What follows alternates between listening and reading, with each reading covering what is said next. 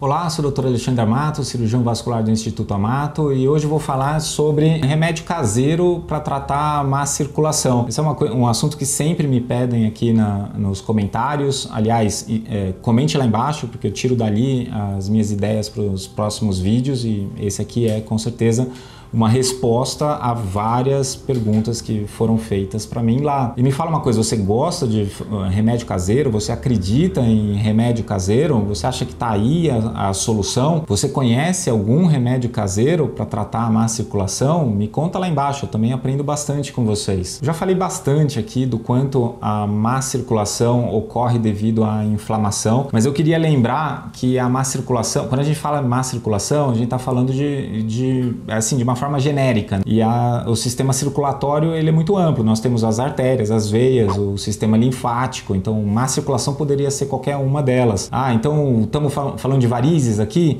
Não estamos falando de varizes. A gente está falando de inflamação da parede arterial, a gente está falando também de coágulos, trombose, e no final a gente vai acabar mencionando também o depósito de placas de colesterol, que não deixa de ser uma consequência da inflamação. Essa é a má circulação que eu vou comentar hoje no vídeo. Então, a inflamação ela é a causa principal da aterosclerose. Então, a aterosclerose é o endurecimento da parede arterial com a deposição de placas, com gordura, com cálcio, e essa deposição de placa vai acabar fechando essas artérias, podendo causar o infarto, oclusão arterial aguda, trombose e tudo mais. No final, essa inflamação, essa placa aterosclerótica acontece por uma disfunção endotelial. Essa disfunção endotelial é um dano naquela primeira camada de células que a gente tem nas artérias. E os fatores de piora, os fatores de risco de cardiovascular, ou seja, aquilo que pode causar essa inflamação e dano na parede arterial são muito bem conhecidos. Vocês também conhecem. Obesidade, tabagismo, estresse, falta de sono, pressão alta, sedentarismo, ficar assim parado, não fazendo exercício nenhum, a alimentação errada. Todos esses são fatores de risco cardiovascular. Então, quando a gente está falando de cardiovascular, é tanto o coração quanto os vasos periféricos, são as artérias. Tanto que o risco cardíaco é das coronárias, que são as artérias que nutrem o próprio coração. Não é o sangue que está passando dentro do coração que nutre o coração, né? Esse sangue ele vai ter que entrar numa outra arterinha menorzinha que vai nutrir o músculo do coração. São essas coronárias, que são as artérias que sofrem com a aterosclerose, com a formação da placa aterosclerótica. Mas essa mesma lesão, ela pode acontecer em qualquer artéria do organismo. Pode acontecer nas carótidas, pode acontecer em membros inferiores. A diferença é que o sintoma vai ser outro. E quando ocorre uma placa no coração, por exemplo, vamos supor que essa placa vai lá, ela é uma placa instável, ela solta uma gordurinha lá, forma um coágulo, fecha, o que vai acontecer? Vai ter um infarto. E se acontece a mesma coisa na perna? Na mesma coisa na perna vai ter uma gangrena, vai ter uma isquemia da perna. E se acontece na carótida, né, que irriga o cérebro? Vai ter um AVC, vai ter um derrame. A causa é a mesma, mas causando sintomas diferentes. Então aí sempre vem a dúvida, né? Se a causa é a mesma e o problema é a placa aterosclerótica, o que a gente precisa fazer para limpar a gordura, tirar essa gordura ou essa placa, desentupir essa artéria? O que a gente pode fazer, né? E é exatamente sobre isso que a gente vai conversar. Eu mesmo já fiz vários vídeos aqui no canal, já fiz vídeos sobre o alho e a má circulação, já fiz vídeo da castanha e má circulação, açúcar, adoçante, a influência de cada um desses alimentos. Já vi gente sugerindo a água com limão, já tem um vídeo recente aqui falando sobre a cúrcuma e a má circulação. Então são vários alimentos que podem influenciar. A questão é, a gente está falando da profilaxia ou do tratamento? Antes de acontecer alguma coisa ou depois? Essa é a primeira pergunta. Porque muitas vezes, se a lesão já está instalada, só a mudança do alimento ou acrescentar algum alimento no seu hábito diário pode não ser o suficiente. Muitos desses alimentos podem ter um efeito antiagregante plaquetário, um efeito, às vezes até anticoagulante, o ginkgo biloba, por exemplo, mas são efeitos relativamente fracos quando a gente está comparando com algum medicamento que faz a mesma coisa. Então a gente não pode substituir um medicamento prescrito pelo médico por causa de algum alimento, principalmente se esse medicamento foi prescrito para tratamento e não para profilaxia. Então, profilaxia, para a gente evitar, ou seja, não teve a lesão na parede do vaso ainda, aí o uso dos alimentos é bem indicado para a gente evitar a progressão. Eu não vou acrescentar um alimento como se ele fosse um medicamento. Eu estou mudando meus hábitos alimentares para usar o efeito dele. Tudo isso porque não existe nenhum suco, não existe nenhum chá, nenhuma sopa, nenhuma mistura que seja milagrosa. Esses dias eu peguei um picareta vendendo uma mistura milagrosa com o meu nome. Deu um certo trabalho, mas só para vocês entenderem que tem muita gente que vai tentar oferecer a solução pronta, o milagre, e não tem. Isso depende da resiliência, depende que você execute diariamente hábitos saudáveis. Em primeiro lugar, se você tem algum sintoma, você tem que descobrir a causa, não é sair mudando a alimentação antes de descobrir o que está acontecendo. Às vezes o problema pode ser outro. Isso é super frequente, né? O paciente chega falando, eu tenho problema de má circulação. E aí a gente vai examinar e o problema é ortopédico, tem lá um problema na articulação enorme, não tem nada na circulação. Então primeiro descobrir a causa, e quem vai ajudar nisso é o seu médico. E se você está fazendo alguma coisa e não está melhorando, provavelmente a causa está errada, você está tratando uma causa que não é a origem dos sintomas. Não existe atalho, gente. Eu sei que todo mundo quer a fruta milagrosa, ou que quer a solução pronta, o suco que você mistura um monte de coisa que vai funcionar para todo mundo. Infelizmente não existe essa solução, ou mesmo um suco que desentupa as artérias, né? Se existisse, não existiria todo o meu ramo, a minha especialidade na medicina, que é a cirurgia vascular. Se existisse uma fruta que desentupisse as artérias, não tinha nenhum cirurgião vascular tratando a artéria. Tal fruta que faz as varizes desaparecerem. Se realmente existisse, você não acha que estaria todo mundo usando? Por mais que não houvesse grandes indústrias querendo fazer trabalho científico para mostrar isso, todo mundo saberia, seria um conhecimento comum. O que realmente funciona são hábitos e rotinas saudáveis, e repetir isso sempre. Aí sim é milagroso, mas não é fácil, que é o exercício físico. Então, o exercício físico feito com uma frequência boa, segundo os últimos trabalhos aí falam até de 300 minutos semanais, é bastante. Antes era 150, agora passou para 300 minutos semanais. Então, o exercício físico feito rotineiramente, este sim tem um impacto enorme positivo na saúde vascular, tanto na profilaxia, na prevenção, quanto no tratamento. O outro hábito é a hidratação. Vocês não têm ideia de como é frequente paciente chegar aqui no consultório desidratado. E às vezes até chega paciente para mim e fala assim, nossa, eu tomo bastante água, tomo 1 litro de água e tô bem. 1 litro não é nada, né? Tem que ser de 2,5 litros a 3 litros para cima. E aí eu vou lá, faço a bioimpedância, vejo que a pessoa tá uma uva passa, de tão seco que tá. A hidratação é muito importante. Veja, o sangue é líquido, a gente precisa que ele fique fluido e correndo dentro das artérias e veias. E para isso a água é essencial. Eu já falei aqui também nos meus vídeos dos benefícios dos flavonoides, do resveratrol que a gente encontra na uva, que trazem alguns benefícios para a parede arterial. A vitamina C, a gente tem o impacto também da vitamina D, a cúrcuma, com a sua substância principal lá, a curcumina, ajuda também a combater essa inflamação. Mas na verdade o que a gente realmente precisa é uma grande variedade de alimentos. Não adianta eu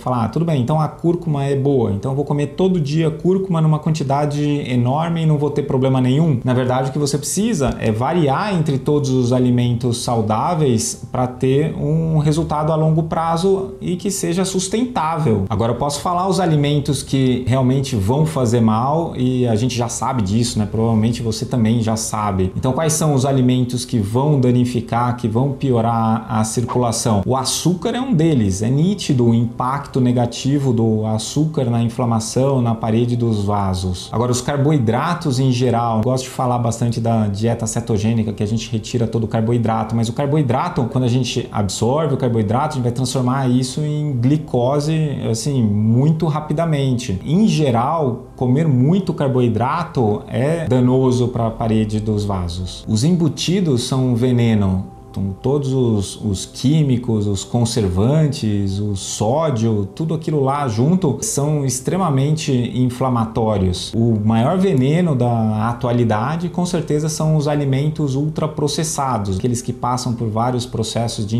industrialização. Se você estiver abrindo muito saquinho para almoçar ou para jantar, é porque você está comendo muito industrializado, muito alimento ultraprocessado. Você pode ver.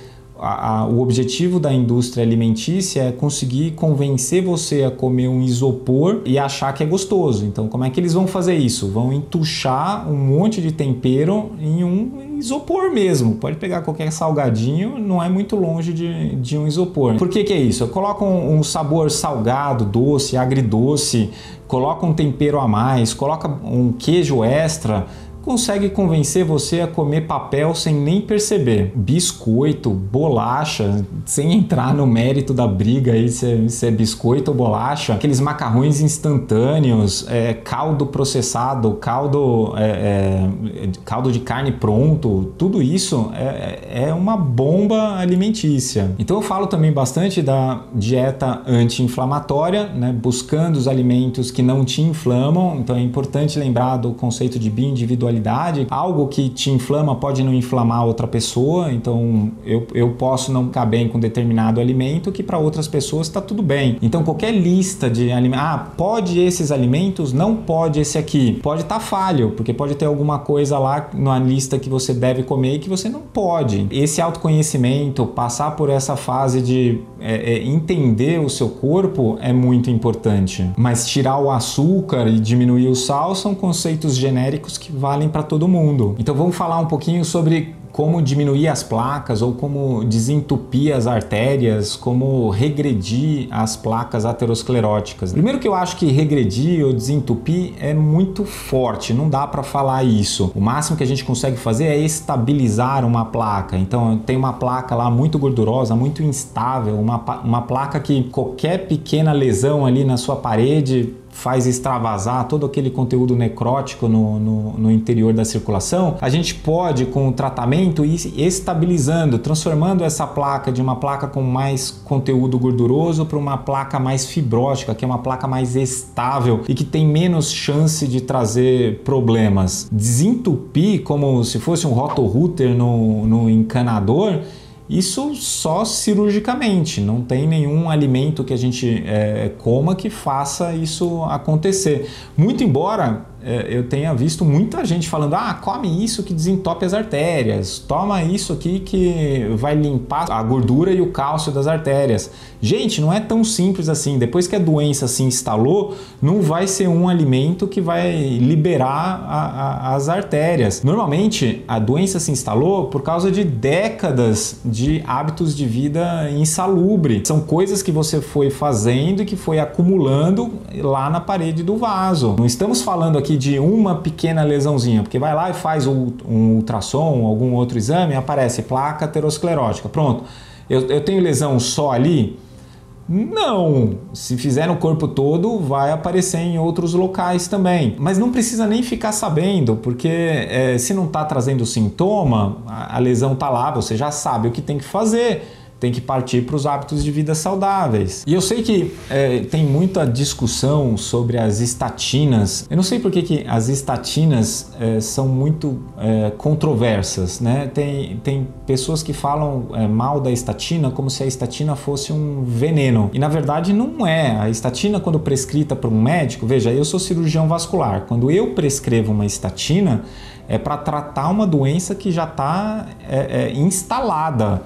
Então, não dá para ficar só com outras coisas. Vou começar a comer cúrcuma ou água com limão e achar que só isso é o suficiente para resolver o problema ou que vai fazer tudo que a estatina faz. Na verdade, quem está tomando ou que tem a indicação de tomar estatina são pessoas que já têm vários probleminhas por muito tempo que foram se acumulando. Então essas pessoas elas já estão mais sujeitas a terem, por exemplo, dor nas pernas. Então, a estatina causa dor na perna para todo mundo? Olha, pode acontecer para algumas pessoas, mas a incidência é pequena. E mesmo essas pessoas que têm a dor na perna em uso da estatina, será que elas não teriam também, mesmo se não estivessem usando estatina? Porque são pessoas que estavam sedentárias, estavam comendo errado, estavam fumando, estavam fazendo um monte de coisa. Então foi a estatina a causa da dor na perna? Os grandes trabalhos enormes, mostram que a estatina ajuda a estabilizar essa placa, ajuda a diminuir o risco. Então você não pode, só porque viu algum vídeo no YouTube ou viu alguém comentando e falando que a estatina é um veneno, você não pode parar o tratamento. Siga a orientação do seu médico. Principalmente se você está tratando uma doença. Eu estou falando aqui do tratamento, mas também tem o uso da estatina para profilaxia. Então, se você está com colesterol elevado, usar a estatina pode ajudar a controlar isso. Então, tem que usar? Olha, na profilaxia, se você começar a fazer os hábitos saudáveis, começar a comer bem, começar a fazer exercício físico, você pode tirar a estatina. Eu cheguei a usar a estatina por um período da minha vida em que eu estava mais sedentário e comendo errado, né? Acertei isso, comecei com exercício numa frequência maior, consegui largar a mão da estatina, então eu não preciso mais dela para profilaxia. E como não era tratamento, eu não tenho a necessidade de continuar. Então, não adianta colocar a culpa no medicamento e não fazer a sua parte. A sua parte é acertar os hábitos de vida. Existem outros medicamentos também para ajudar a controlar, como ezetimibe e uns injetáveis mais novos. Se o médico chegou a indicar isso e você tem alguma dúvida, traz para ele a dúvida, converse com ele, mas não deixe de tomar para seguir alguma pseudo indicação que não tem nada de científico, né? Não siga modismos. Agora, quais são os melhores alimentos para quem tem a má circulação, né? Então, veja, depois de todo esse preâmbulo aí que eu falei, eu vou ter que ser bem genérico para ser alimentos que podem ajudar todo mundo, né? Então, o que eu posso sugerir? Em primeiro lugar, a água, né? A água é essencial a gente ficar bem hidratado. Agora, as fibras alimentares são essenciais e a gente tem comido cada vez menos fibras, exatamente também por causa dos industrializados. A gente encontra bastante fibras em feijão, legumes, verduras, na aveia e em alguns alimentos mais integrais. O azeite de oliva é, sem sombra de dúvidas, o melhor dentre todos os óleos, né? Existem alguns aspectos, por exemplo, tem gente que fala que não pode esquentar o azeite, senão perde a propriedade, mas na verdade pode sim, e ele continua sendo um dos mais saudáveis. Os alimentos ricos em ômega 3, principalmente os peixes ricos em ômega 3, eu tenho um vídeo inteirinho sobre isso, é um alimento que diminui bastante a inflamação. Eu já falei do resveratrol, então o vinho tinto, que possui bastante resveratrol, que é algo que tem na casca da uva, ele também é bastante saudável. Tem que tomar cuidado, obviamente, com o álcool, porque o álcool vai ter um efeito deletério, então seria uma quantidade bem pequena do vinho para conseguir ter o efeito do resveratrol sem ter o dano do álcool. Eu tenho um vídeo também falando do efeito benéfico do chocolate.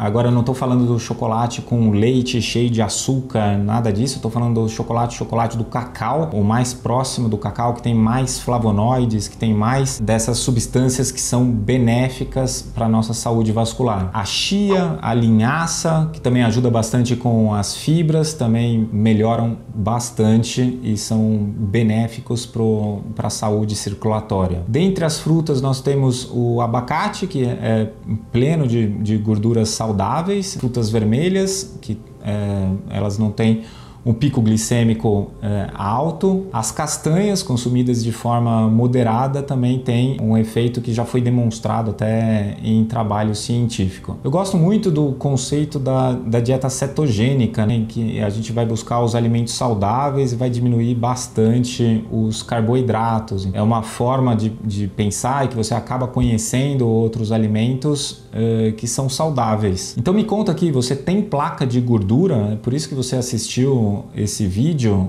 Escreve lá embaixo aonde que é a sua placa, qual que é o seu medo, por que que você está vendo esse vídeo, qual que é o alimento que você consome achando que vai melhorar ou desentupir a circulação. Você já viu alguma dessas receitas milagrosas? Me conta aqui embaixo que eu quero saber. Gostou do nosso vídeo? Inscreva-se no nosso canal, compartilhe com seus amigos e fica aí que eu vou te dar o próximo melhor vídeo para você assistir.